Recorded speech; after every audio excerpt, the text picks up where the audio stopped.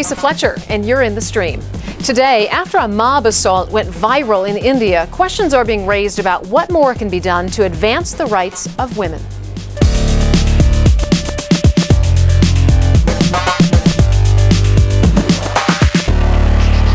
Filling in for Malika as our digital producer is Anushay Hussain, writer, commentator, and women's rights advocate. Anushay, we're so glad to have you here. Thanks so much for having me, Lisa. Well, today's topic, right up your alley, but I'm curious what our community is saying about it. You know, it's really interesting. Our community seems to be quite consistent in their views, and they're pointing to everything from Indian culture to Indian religion. I'm going to be pulling up the comments throughout the show. If you at home want to join us, our online community, please tweet me using the hashtag AGStream. And joining us at the table is award-winning Indian reporter and writer Sonia Falero. She's an author and columnist who writes about India's marginalized communities. Sonia, thanks for being here. Thank you for having me. While Sonia had to board a plane to join us, social media makes it easy for you. One of the simplest ways to be part of the stream is through Google+. These folks added the stream to their circles, and in just a few moments, they're going to all be sharing their questions live during the show. It's one more way that you, too, can be in the stream. Hi, I'm Misogyny. I'm a journalist from New Jersey, and I'm in the stream. The public molestation of a girl by a mob in Guwahati, India last month sparked outrage and raised questions about the rights of women and their safety. Video of the incident, shot by a local reporter, quickly went viral. Police were accused of being slow to respond, and passers-by did nothing to help the victims. While much of the public was shocked by the attack, the chair of the National Council for Women, Mamta Sharma, had this advice. She said, quote, "Be careful how you dress. Aping the West blindly is eroding our culture and causing such crimes to happen." 19 days later, there was another mob attack and molestation of girls, this time in Mangalore. Attackers targeted a group of girls and boys at a birthday party. Now, journalists again filmed much of the incident and said the state women's commission chair said this. She said homestay parties mislead young girls. According to activists, these attacks are not isolated incidents, and they come at a time when crimes against women in India are on the rise. Yet more than 1 million women serve in local government, the most globally. So what will it take to protect and advance the rights of India's women? Joining us from Mumbai via Skype is Flavia Agnes, a lawyer with the Voiceless Law Center, an all-female team of lawyers and activists working to better the condition of women in India. Flavia, welcome to the stream. Thank you. All right, so what's striking to me about these examples, Flavia, that we just talked about and other similar incidents of late, it seems that authorities and politicians have absolutely no compunction about blaming these young women rather than coming to their aid. What's going on? Well, there's this issue of morality that goes on, and usually when a woman is raped, she's blamed, and this happens not just in public statements, but it also happens in the courtrooms. It happens at the police station. Every time a girl goes to complain, police react in this manner, and because of this, a lot of women who are molested and violated do not go to the authorities. And that's really sad because there is no impunity. It just continues, and people think they can do anything with women and get away with it. So there have been two separate incidents where sexual assaults were caught on film in the last 2 weeks. In the Guwahati case, tell us what happened and tell us if anybody is currently being held accountable. Well, they have made some arrests right now. I think about 10 or 11 boys have been arrested. Some have been absconding. But they will be arrested, that's not the issue, but what's going to happen after that?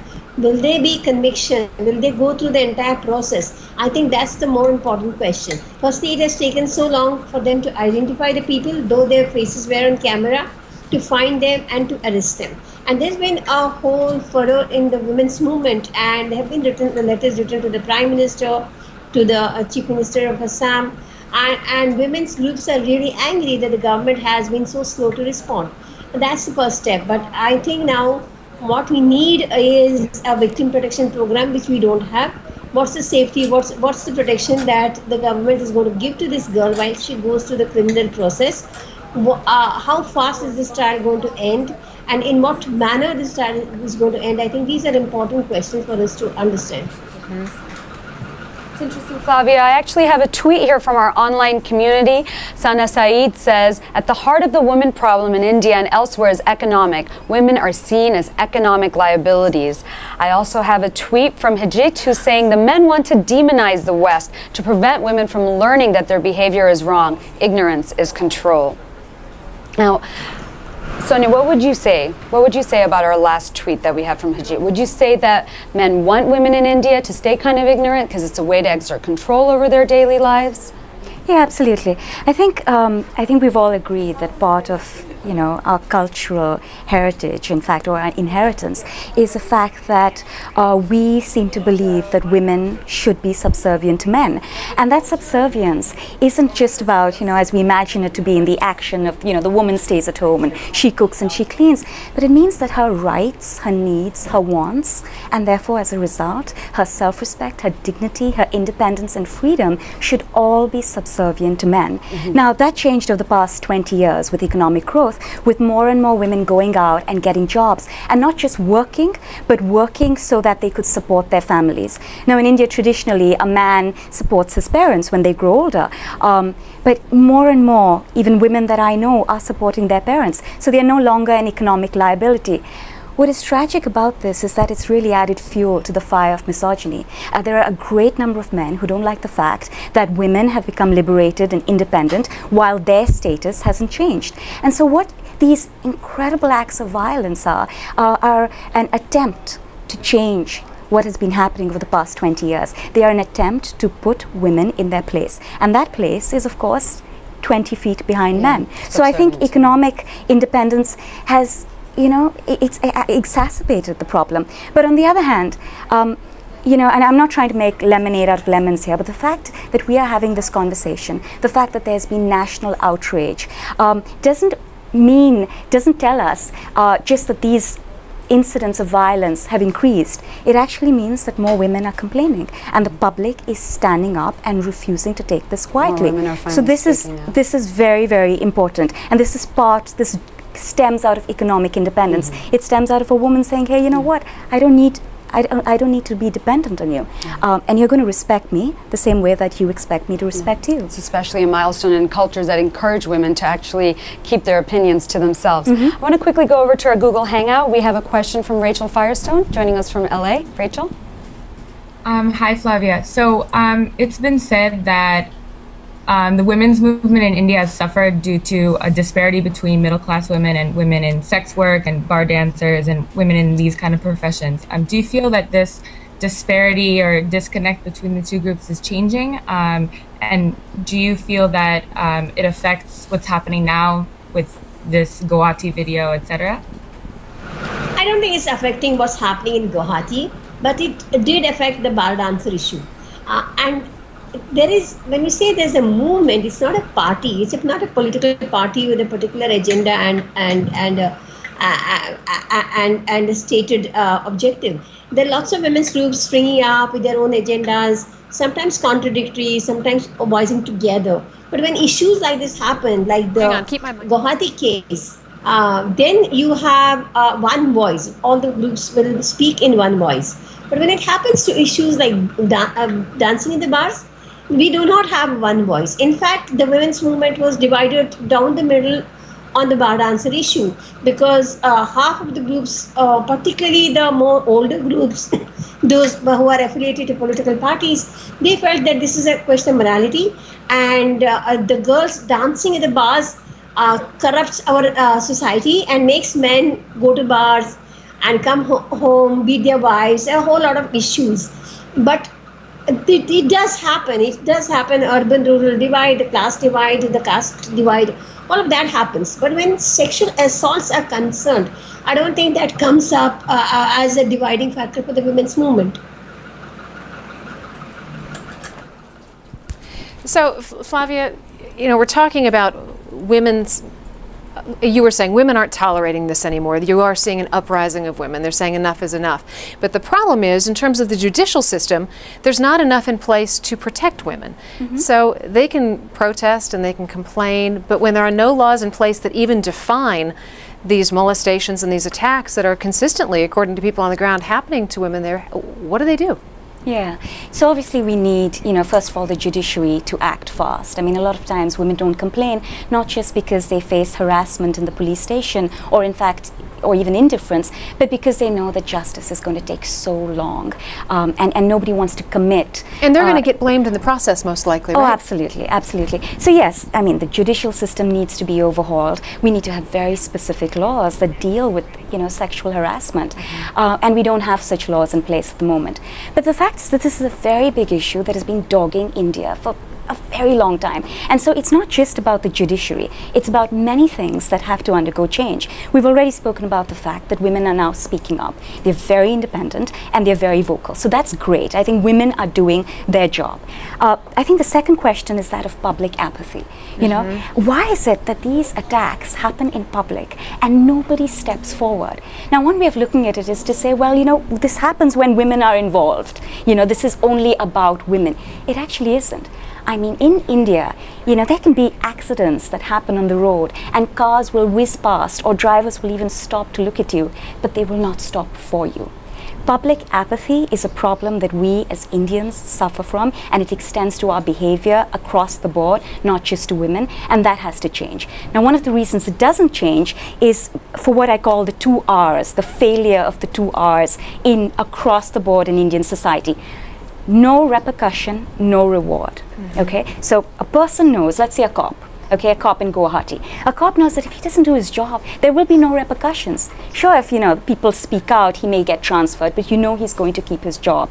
This is across the board, no repercussions for failure to do your job or even indifference. And the second point is that there are no rewards. There have been so many absolutely heartbreaking cases of whistleblowers speaking up against corruption, speaking up against bullying, speaking up against sexual assault. And people like that have, at the very least, been shunted out of their jobs. At the worst, they have committed suicide or killed themselves. Well, look at this case with the reporter that caught one of these incidents on tape, and he had one of the police officers go after him. The police officer, as a police commissioner, in fact, was not upset about the crime. He was upset that the crime was reported and put on television, and according to this reporter, told him basically, I'm going to ruin your career. You're not going to have any contacts left. They've since brought charges against him for being complicit because he reported the story. Yeah. It's a little bit mind-numbing when you look at that from a Western perspective. I mean, imagine, Lisa, if something like this had happened here. Right. It doesn't happen here. Let me give you a small example. I don't want to be facile, but in India, we always talk about how terrible the cab drivers are. I mean, they are so bad. They break rules. They're almost running over people and animals.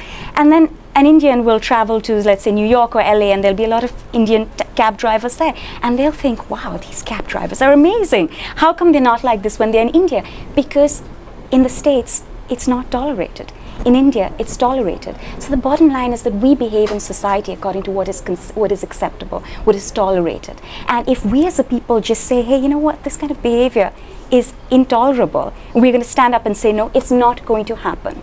This is not about Indian culture. This is really about, or protecting Indian culture. This is about apathy, about indifference, about frankly not caring about protecting anybody. I want to get back to that point with you in a minute, but I know Anusha's got some members of our community waiting. I actually want to extend on that theme you just brought up about Indian culture. We have a video question now. Let's take a listen to this. Hi, I'm Prashant Bhatt. I'm a student at the American University, Washington, D.C. This is a very complex issue. On one side, we worship goddess Durga, who's the embodiment of power, and on the other side, there are all these attacks happening against women. I think there's a great deal of hypocrisy and a degree of moral degradation within our society. The need of the hour is we need more women police stations, and we need time-bound judiciary, and there needs to be more literacy and awareness amongst women on their rights.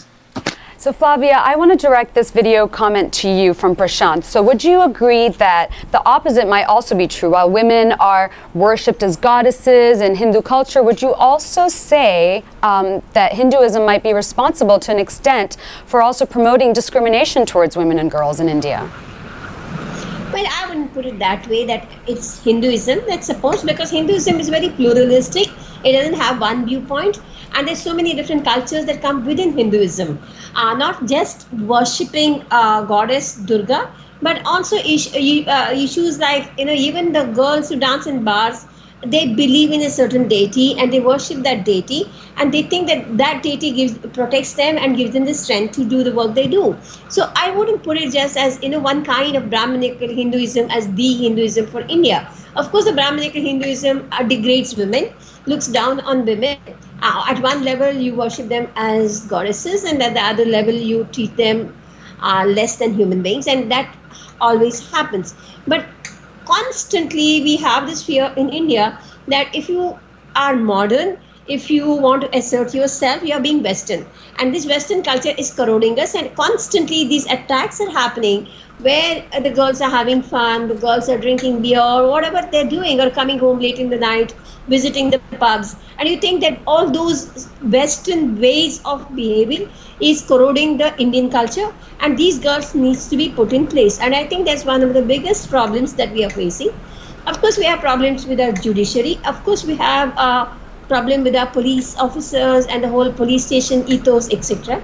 But I don't necessarily believe that women police stations are going to change the problem, going to change the situation, because women police will be trained as police and can be as brutal as male police unless the whole culture changes and a respect towards women starts at the police training itself. Whether you're a man police officer or a female police officer, it shouldn't matter at all. And our experience with women police officers has been worse than male police officers. And similarly with judges, similarly with every other institution.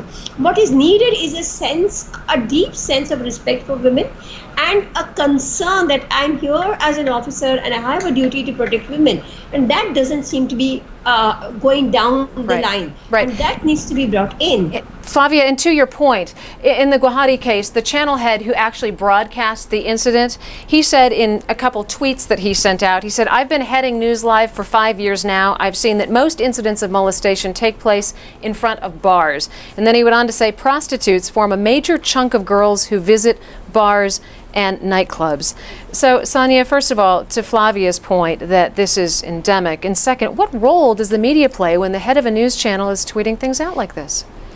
You know, I just found the tweet so shocking, but I actually wasn't surprised because I felt that there was, you know, it was very dubious that that man was actually there, the reporter was actually there. What a contradiction, right? You've got the reporter reporting it, and then you've got the head of the news channel saying this. Yeah, absolutely. You know, first of all, I don't know why the reporter was there with a video camera and not actually helping the young woman. I'm sorry, but to his defense, he says that he went there on a tip. He didn't call police ahead of time because he wanted to vet it to make sure it was actually going on. And then he says he did call when he arrived at the scene. Yeah. You know, if I thought somebody was being molested, I wouldn't wait to vet it myself. I would call the cops. That's what one is taught from a very young age with regard to any sort of, you know, incidents that happen where somebody may be suffering bodily harm. So I'm not really sure that I'm willing to accept that. It's shocking that he would speak like that, but the fact that he said it so openly, you know, it sort of correlates to the fact that the men who were being videoed, instead of feeling ashamed or instead of being afraid that their faces were visible on camera and that their actions were being recorded, were proud. So it speaks to a culture in which behaving like this and saying such things is considered acceptable. And the bottom line is that, you know, molestations and assaults do not primarily take place in bars. They take place in a variety of public spaces as well as private spaces. And this is one way of, again, pushing the buck. It's saying, you know, it's saying it happens in a bar, it doesn't happen anywhere else. This is complete nonsense. And it's also saying that if this woman had not been where she was, she would not have suffered this humiliation and this assault. But the fact is that women in whatever public space they occupy in India have suffered assault, whether it is in a bus or in the marketplace, in schools, it happens everywhere. And you certainly can't shut all these public spaces and expect women to be holed up in a vault or the basement. Well, you have to deal with the issue rather than create a distraction. And this is really about not taking responsibility, about saying, well, you know what, the girl shouldn't have been there. Or the cops aren't doing their job. The fact is nobody in this particular case has done their job. No one, from the reporter to the public that was gathered there, showed any integrity. I want to quickly go over to our Google Hangout. We have a comment from Gulsum Rashid, who's from the Jagori Women's Rights Organization. Gulsum? Hi, thank you. My question is specifically for Flavia. How can we ensure criminal law amendment bill be gender specific for the perpetrator and gender neutral for the victim? Can you repeat the question? It's not very clear to me. Hello? Hi, I couldn't hear the question well. Can you repeat it? How can we ensure the criminal law amendment bill be gender specific for the perpetrator and gender neutral for the victim? Absolutely. I mean, now the government has brought this new bill after a long discussion and debates with various women's organizations. The whole debate started in 2010. In fact, it started in 2002, 2003 when the government brought out the first bill. And there were lots of discussions among various types of groups, child rights groups, women's rights groups, gay rights groups, etc. to how can we look at the issue of assault in a new light. And then in 2010, the government again brought out a bill. And when this bill was brought out, again the groups had discussions. But now when you see finally after the Guwahati incident, when the government has declared that they're going to have a new sexual assault bill, it is shocking what the government has actually come out with. And it makes both men and women equally guilty of the crime, as well as both men and women can be victims. It doesn't disaggregate between adults and children. It sweeps everybody with the same kind of brush. Right. And I feel that such a thing would be disastrous for women's rights, particularly if you see the Guwahati case and other such cases. And what are we talking about in having a gender neutral rape law? And according to me, in the Indian situation, the rape law has to be very gender specific. Okay, got it. Shania, I want to get back to the point you were making earlier, which is it's time for people to stand up. They are standing up and say, we're not going to tolerate this behavior of our government. We're not going to tolerate this violence against women. I want you to take a look at this. Some women in India have actually gone a bit of a different route. The Gulabi or Pink Gang is one example. It was founded by Sumput Pul, and it organizes rural women to stand up to corruption and violence. Take a look at this clip. It's from Al Jazeera's Witness. Violence against women is widespread in rural India, and a show of resistance is an occasion for rejoicing.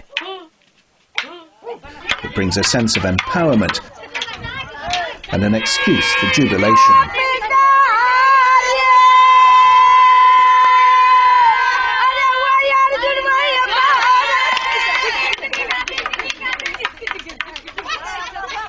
There are all kinds of excesses against women. How long will they sit quietly?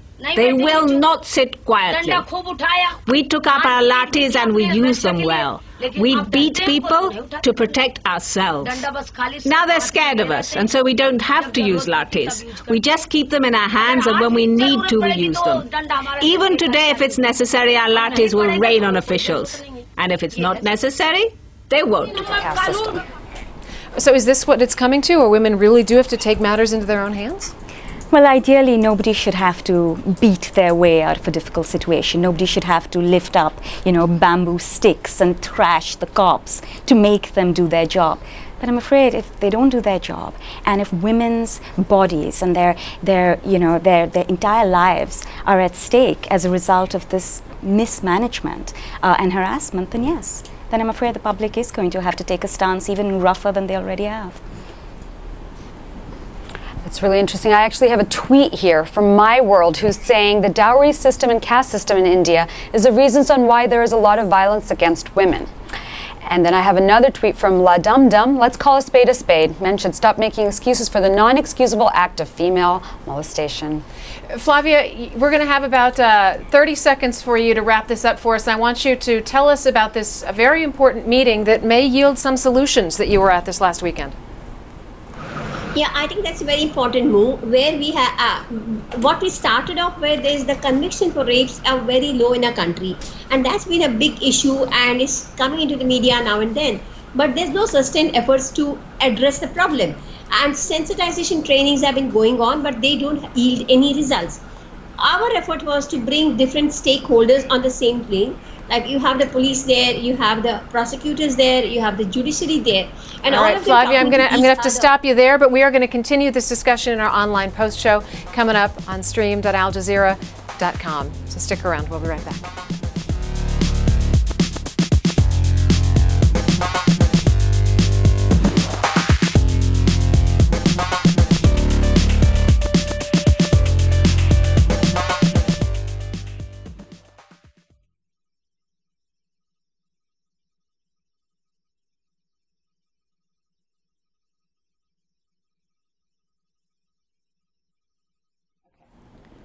All right, so Flavia, I want to pick up right where we left off. You were talking about this meeting of the minds that you were at this past weekend, hoping to get a handle on this problem in India. Please continue.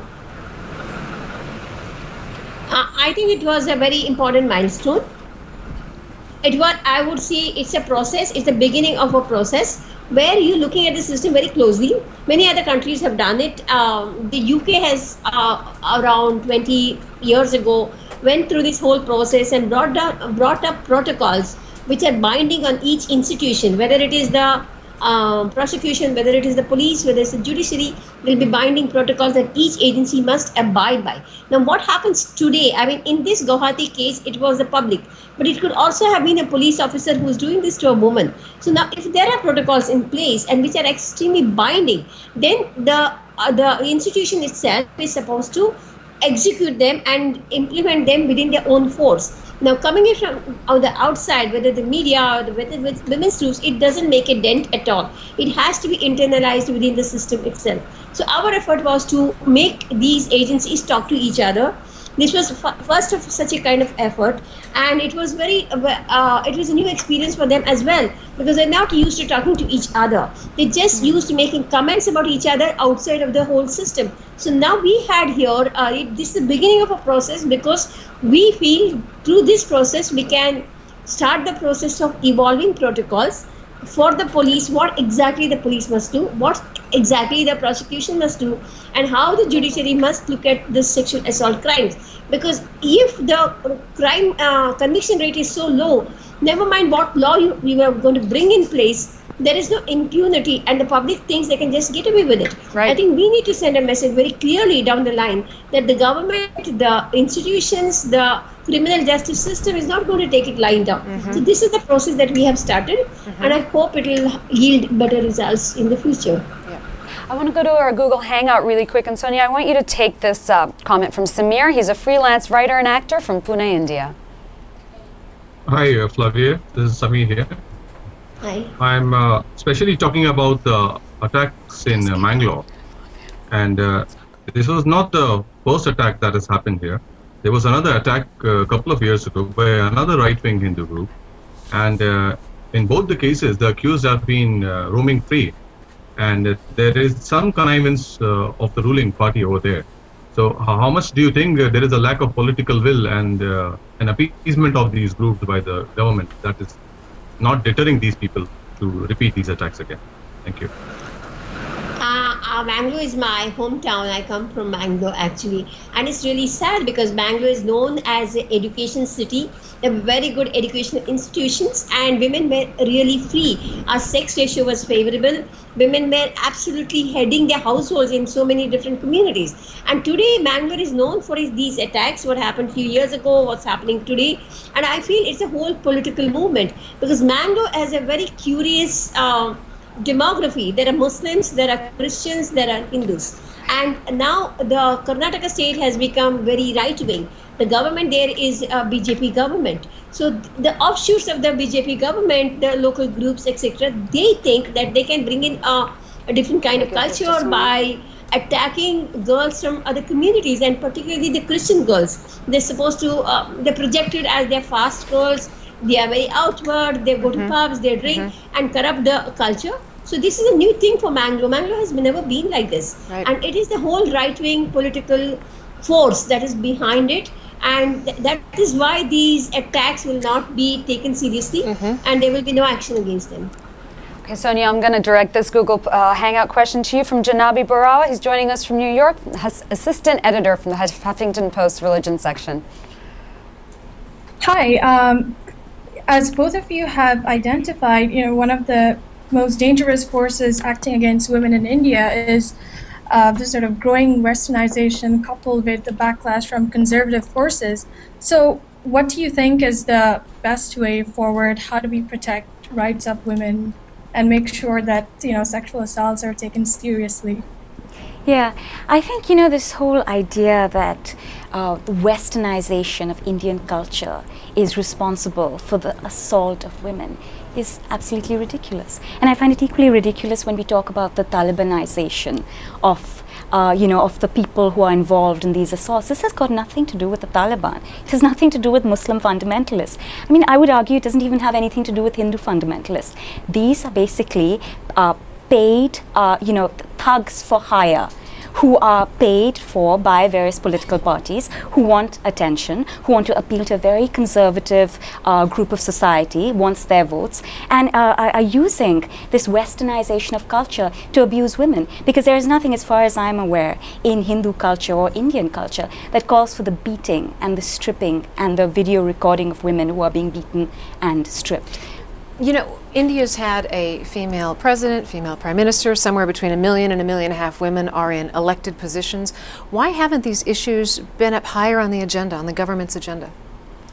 You know, well, to the point of, Sonia Gandhi, who's the president of, the oldest political party in India, to the fact that we've had an Indian prime minister as well. I mean, these women, and Pratibha Patil, who was the president, they come from a certain very privileged section of society. I mean, we have to take that. I don't mean to in any way, marginalize their incredible accomplishments or say that they haven't influenced how young women in India are growing up. They certainly have, but they come from very privileged class of people. Women are women on this very basic notion that they should understand what's going on and be outraged by it. Why is there such a lack of outrage?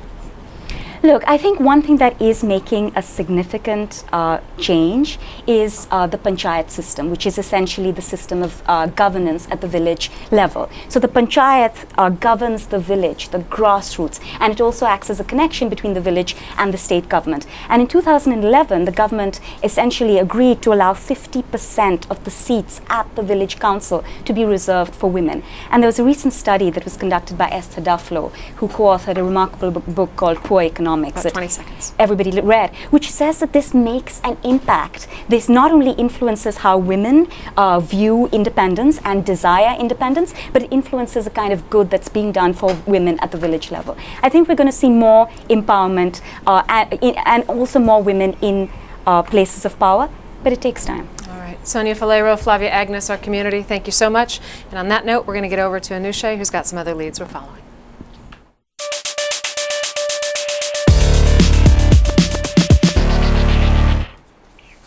NASA's $2.5 billion Mars science laboratory called Curiosity has defied odds and landed on Mars.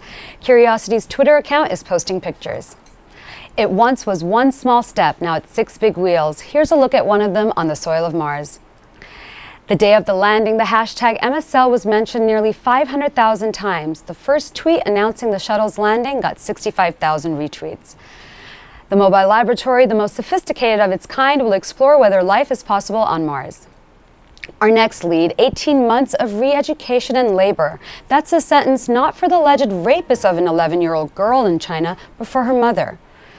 Tang Hui was demanding the death sentence for those convicted of raping and forcing her daughter into prostitution. Instead, Tang was sentenced for disruption of social order. Murong Zhuquan writes, according to a translation by Tea Leaf Nation, Tang's case shows barbarism and inaction of the law enforcement agencies, but also the darkness and cruelty of the labor re-education system. A person can be thrown into prison for offending a local official without trial or evidence. For our last lead, internet access has been declared a human right by the indigenous Guatemalan village of Santiago Atilan. Global Voices reports. Local authorities are implementing a plan that will provide free Wi-Fi to the entire community. Global Voices author Renata Avilia tweets, Indigenous peoples and internet, women and internet, compatible and real here. For more of the stories we're following, head to our website at aj.aljazeera.com. Lisa? Thanks, Anusha. Now, on tomorrow's show, we're going to be asking the question, is the internet sexist? We'll look into what some describe as a gang rape mentality when referring to the constant abuse and harassment of women online. Until then, we'll see you online.